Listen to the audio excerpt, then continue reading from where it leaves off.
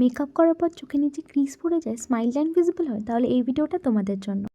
Powder set করার ঠিক আগের মুহূর্তে ক্লায়েন্টকে বলবে ঠিক এইভাবে ওপর দিকে তাকাতে, বিউটি ব্লেন্ডার দিয়ে ভালো করে চোখের নিচটা ব্লেন্ড করবে। আর ঠিক ড্যাবিং মোশনে যেভাবে বিউটি ব্লেন্ডার দিয়ে ব্লেন্ড করেছিলে সেইভাবে তোমাদের পাউডারটাকে অ্যাপ্লাই করতে হবে। তবে অবশ্যই প্রথমে তোমাদের স্কিন বুঝে স্কিন প্রিপারেশন করতে হবে এবং বেস অ্যাপ্লাই করতে হবে। তোমরা যদি একটা ড্রাই ফেসে একটা ম্যাট ফাউন্ডেশন ইউজ করো তবে তো ক্রিজ পড়বেই, তাই জন্য অবশ্যই তোমাদের স্কিন প্রিপারেশন আর ফাউন্ডেশন অ্যাপ্লিকেশনটা ঠিকঠাক হতে হবে।